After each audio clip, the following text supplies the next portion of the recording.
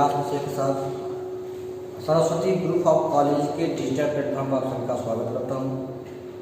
आज का जो टॉपिक है वह बीए फर्स्ट ईयर का सेकेंड पेपर है, यूरोप का इतिहास। उसमें हम लोग आज पढ़ेंगे स्पेन का उत्थान एवं पतन, कि किस प्रकार से स्पेन का उत्थान एवं पतन होता है।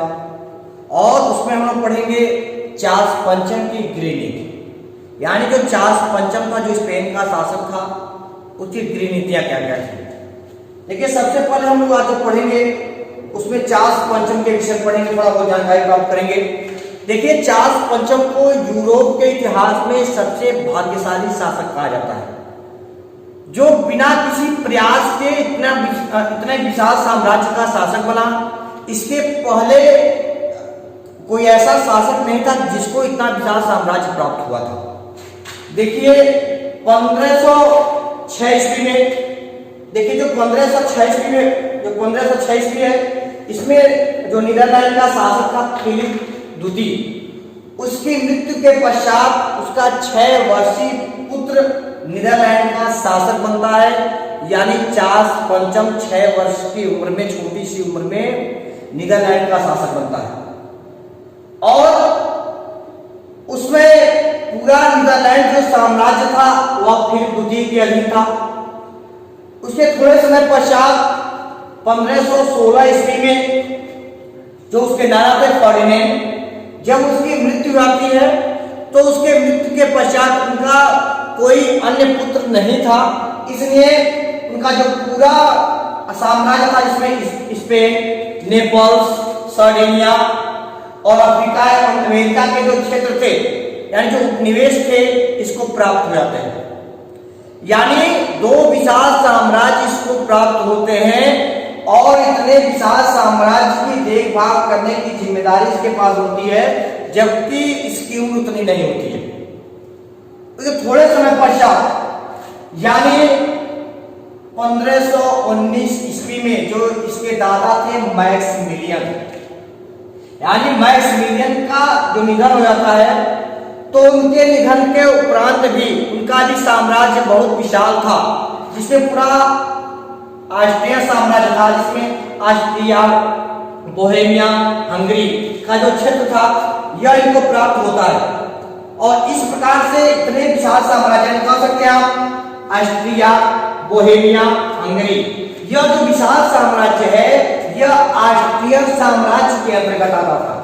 जिस प्रकार से नीदरलैंड का साम्राज्य था उसको जो प्राप्त हुआ था 1506 ईस्वी में, जिस प्रकार से 1516 ईस्वी में पूरा स्पेन का जो साम्राज्य था, जिसमें नेपाल, सार्डिनिया, अफ्रीका, अमेरिका का जो क्षेत्र प्राप्त हुआ था, यह इतने विशाल साम्राज्य को प्राप्त करता है।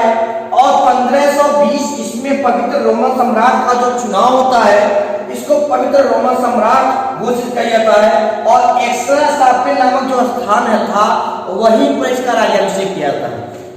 तो यानी कहने का तात्पर्य यह है कि यह ऐसा भाग्यशाली शासक था जिसको उत्तराधिकार के रूप में बहुत विशाल साम्राज्य प्राप्त होता है, और इतने विशाल साम्राज्य की देखभाल करने की जिम्मेदारी इसके सामने आती है। इसके सामने कुछ समस्याएं भी थी। देखिए, जो इसकी जो समस्याएं क्या क्या थी, उनकी समस्याएं क्या क्या थी वो जानते हम लोग।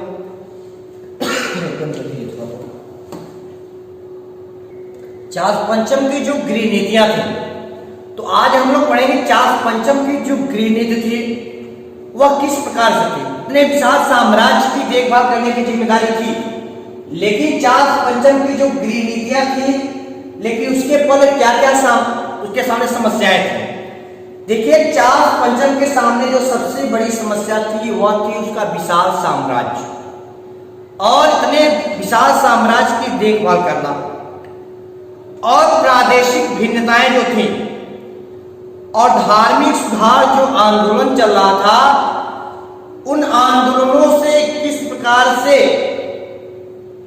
बच करके अपने देश का उत्थान किया जाए, इन समस्याओं को लेकर के कैसे आगे बढ़ा जाए, उसके उपरांत जो उसकी गृह नीतियां हैं। देखिए, जो उसकी गृह नीति है, सबसे पहले जो उसकी ग्रीन नीति के अंदर क्या क्या जो समस्याएं थी मैंने बताया है कि उसका जो विशाल साम्राज्य थे वो सबसे बड़ी समस्या थी, और जो उसको पवित्र रोमन सम्राट बनाया गया था यह उसके सामने समस्या थी। तो इस प्रकार से इतने विशाल साम्राज्य की देखभाल करने की जिम्मेदारी के साथ साथ प्रादेशिक भिन्नता और उनका उत्तरदायित्व, और सबसे बड़ी समस्या थी उसका कैथोलिक होना एवं कैथोलिक धर्म को बढ़ावा देना। और इस तरीके से इसकी यह सबसे बड़ी समस्या थी। तो उसकी ग्रीन नीति के अंतर्गत हम लोग जो आज पढ़ रहे हैं उसमें उसी ग्रीन नीति में जो पहला है स्पेन का शासन, कि 1516 ईस्वी में फर्डिनेंड की मृत्यु होने के बाद स्पेनी साम्राज्य जो था उसका एक शासक बनता है, लेकिन यह कैस्टाइल जो सांसद थे जो निरंकुश हो गए थे उनके ऊपर यह प्रतिबंध लगाने का काम किया। देखिए चार्ल्स जो था यह एक निरंकुश शासक था और अपने अधीन जो सामंत थे उन सामंतों के ऊपर निरंकुशता पूर्वक शासन किया और उनके विद्रोहों को दबाने का प्रयास किया। लेकिन 1520 ईस्वी से लेकर के 1522 ईस्वी तक पूरे स्पेन में भयंकर विद्रोह होता है, किंतु यह उन सामंतों के विद्रोहों का जो भी आपस में संघर्ष होता है उसका फायदा भी उठाता है और उनके विद्रोहों को दबाने का प्रयास करता है। लेकिन विद्रोहों को कुचलने के पश्चात भी इसकी समस्याएं समाप्त नहीं हुई। यह था कि आने वाले समय में और भी समस्याएं होंगी, क्योंकि जो इसका शासन व्यवस्था था यह पूरे स्पेन के लोग जो भी थे चार्ल्स पंचम को विदेशी मानते थे, यानी अपने देश का निवासी नहीं मानते थे। यह सबसे बड़ी समस्या थी चार्ल्स पंचम के सामने। इसलिए स्पेन में जो इसकी ग्रीन नीति थी यह पूर्ण रूप से सफल नहीं हो पाया। उसके बाद नीदरलैंड का शासन, देखिए नीदरलैंड में ही चार्ल्स पंचम का जन्म हुआ था और चार्ल्स जो पंचम था नीदरलैंड के लोगों को ही विशेष महत्व देता था, यानी उनके प्रति उनके मन में श्रद्धा का भाव था। लेकिन श्रद्धा के भाव होने के साथ साथ इसने उन जो नीदरलैंड था वह पहले 17 प्रांतों में बटा हुआ था। तो इसने क्या किया, उन 17 प्रांतों को संगठित करके एक नीदरलैंड संघ की स्थापना करता है। लेकिन यह नीदरलैंड में धार्मिक रूप से सहिष्णु नहीं था, केवल कैथोलिक धर्म को ही बढ़ावा दे रहा था। जो भी कैल्विनवादी थे, जो भी कैथोलिक धर्म का विरोध कर रहे थे, जो भी चर्च में सुधार की बात कर रहे थे, जो भी पोप के अंदर सुधार की बात कर रहे थे, यह उनके विरोधों को यानी उनके विद्रोहों को कुचलने का प्रयास किया। और इस तरीके से यह इक्विजिशन नामक अदालत बनाया जिसको धार्मिक अदालत के नाम से जाना जाता है। और लेकिन पूरे नीदरलैंड में कैथोलिक धर्म का जो विरोध कर रहे थे प्रोटेस्टेंट, उनका विकास बहुत तेजी से हुआ, क्योंकि वे लोग चार्ल्स पंचम के धार्मिक नीति से प्रसन्न नहीं थे। यानी जो इसकी नीतियां थी कैथोलिक धर्म को आगे बढ़ाने की, उससे पूरे नीदरलैंड के लोगों ने उसका विरोध किया। लेकिन हम कह सकते हैं कि नीदरलैंड में जो इसकी जो ग्रीन नीति थी यह 50% सफल हुई, जबकि 50% लोगों को यह पसंद नहीं कर पाया। अगला है जर्मन साम्राज्य या पवित्र रोमन साम्राज्य का शासन। देखिए इसको देखिए, फ्रांस का शासक जो था फ्रांसिस प्रथम, इंग्लैंड का शासक हेनरी अष्टम को चुनाव में यह प्रतिद्वंदी माना था। लेकिन 1520 ईस्वी में चार्ल्स पंचम को पवित्र रोमन सम्राट के रूप में चुन लिया जाता है और पवित्र रोमन सम्राट का चुनाव यह जीत जाता है। किंतु जर्मन जो साम्राज्य था, जो जर्मनी का साम्राज्य था, जहां प्रादेशिक भिन्नताएं थी, उन प्रादेशिक भिन्नताओं को यह दूर करने का कोई प्रयास नहीं किया।